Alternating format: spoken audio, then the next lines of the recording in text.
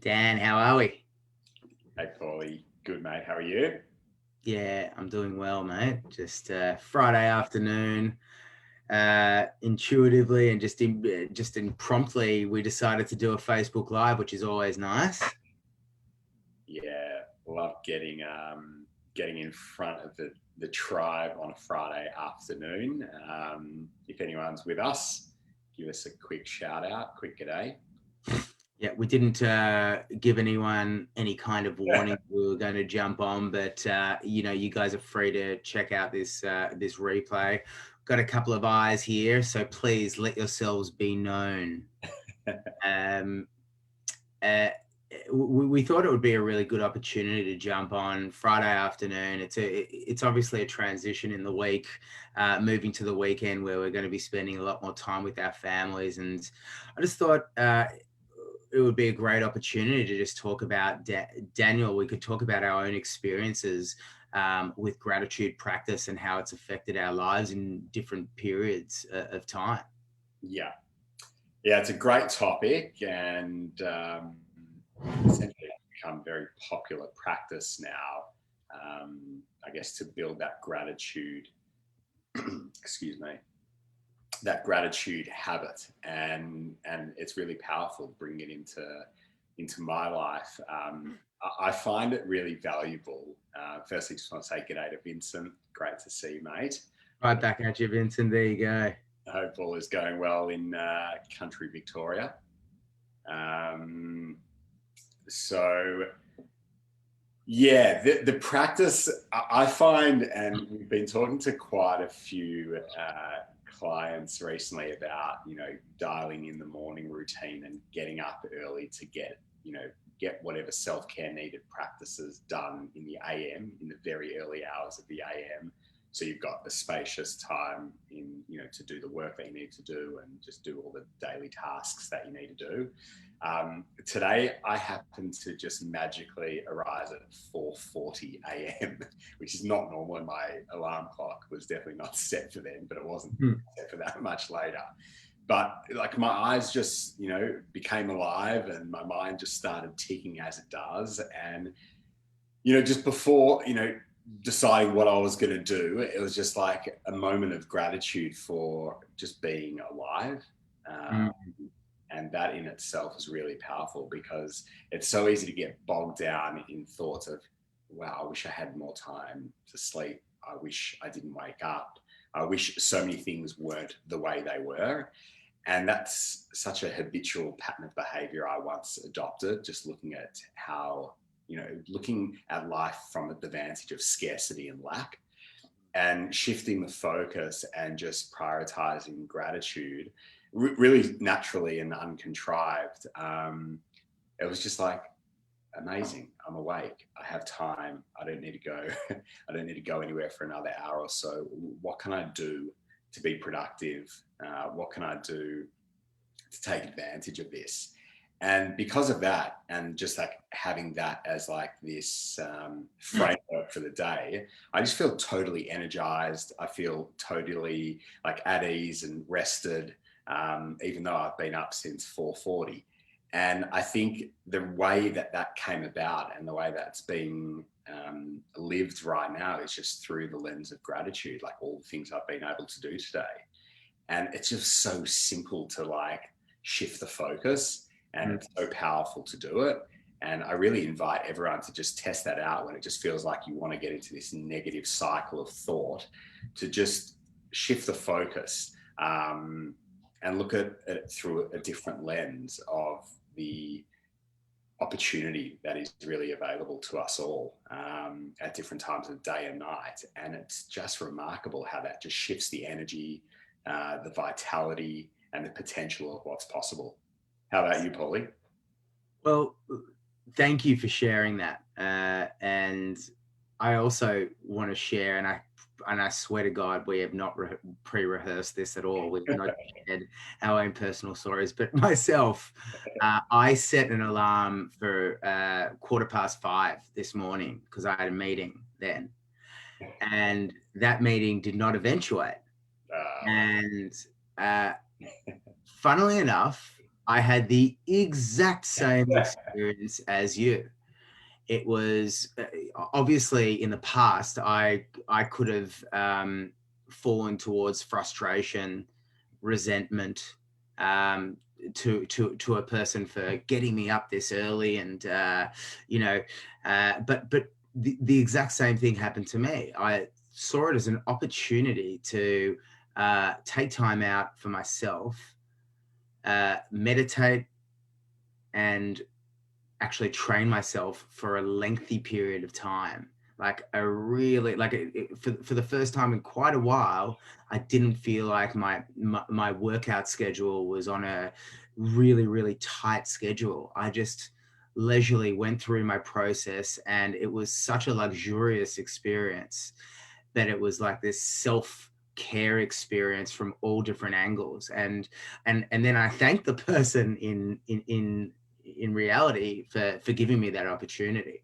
the person who cancelled our appointment. So that was really a wonderful experience, and it seems like an experience that we've both shared.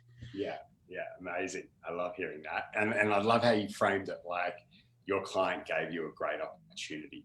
I mean, it's just such a different way to approach things, and yeah, it just shifts the focus really nicely. And it's even like what I appreciate is like conversations regarding this specific topic.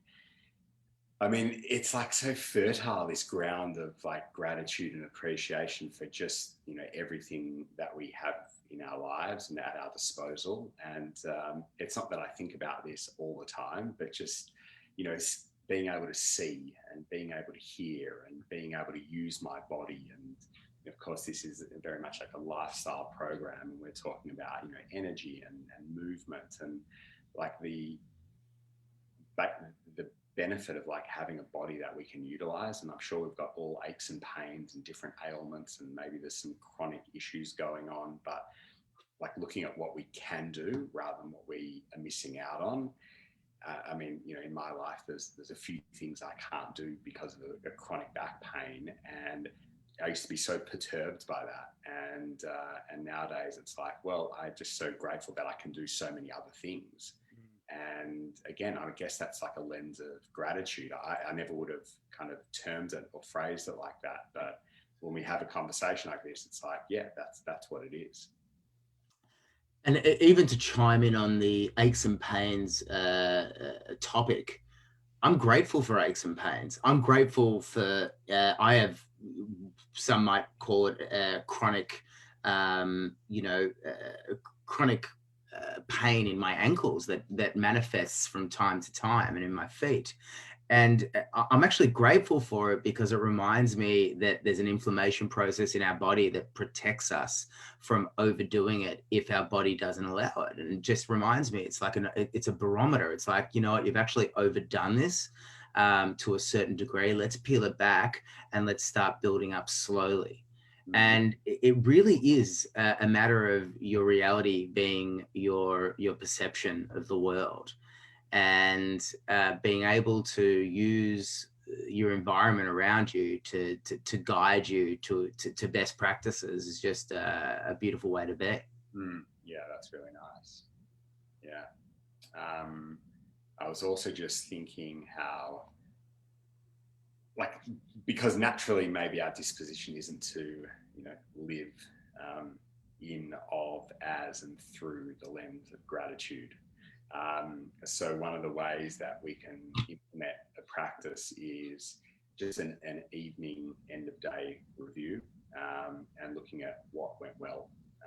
We've got some people who are taking on that practice, essentially that guidance, because it's just not natural, and understandably so. I mean, you know, there's a lot of negativity in the world, and you know, we've all had unique upbringings too, and that's kind of informed us. And it's really about all of us breaking the cycle of, you know, bad habits, negativity, and sometimes to just frame things about what went well, even if it feels like nothing's gone well. When you actually just take a moment to reflect, it's amazing how you can see, even in the worst of days, there is still something to be grateful for.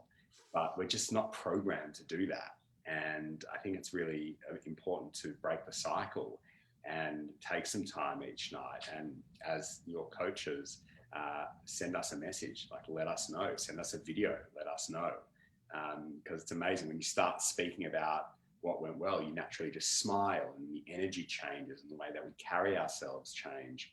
And then the way you kind of go back inside and with your partner or your kids, you've already just shifted everything just because you just took a moment and just, looked at the day and said, that went well, that went well, that went well. And all of a sudden, like, the list becomes endless. So it's a great way to kind of kickstart your practice if it feels a little bit maybe contrived or a little bit unnatural to do. I mean, I feel like we've all been there, but that's one particular way that gets the ball rolling. Yeah, spot on. And the practice of gratitude is like a muscle. I like to think of it like a muscle, like anything, in your body and your mind.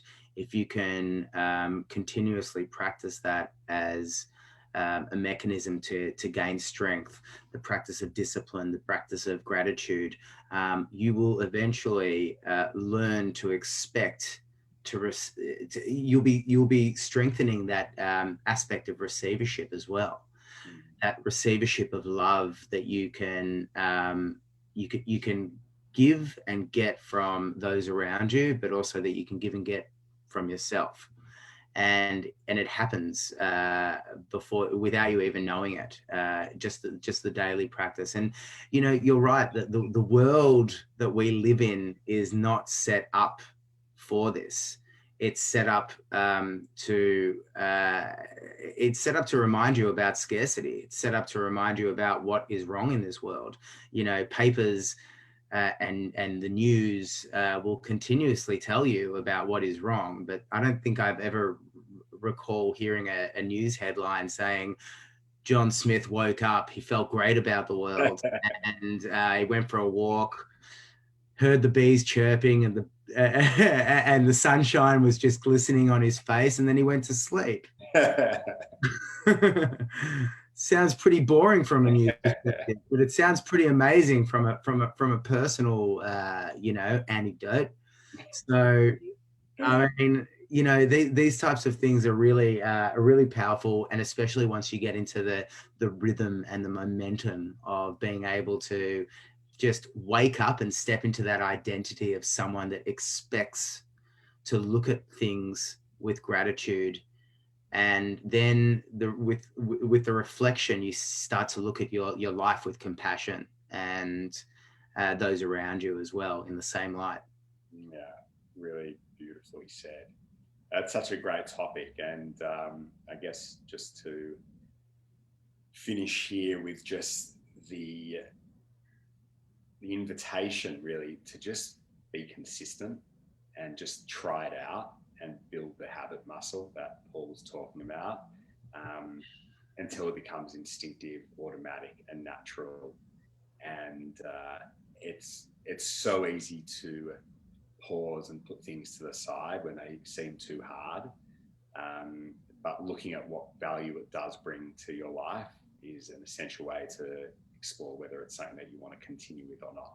And it can take time for that value to be obvious. So it's about sticking with it until you see, is that something that you want to continue with or not? But like anything, it doesn't just happen kind of overnight, and just takes some time to develop that skill and that muscle and that practice. But wow, it is hugely beneficial in my life.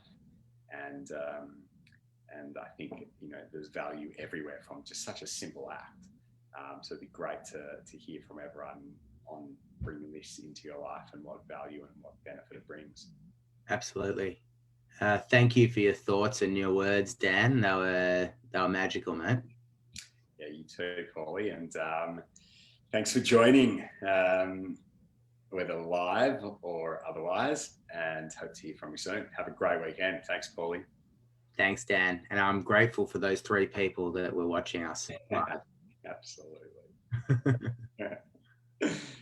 Cheers, guys. Bye, guys.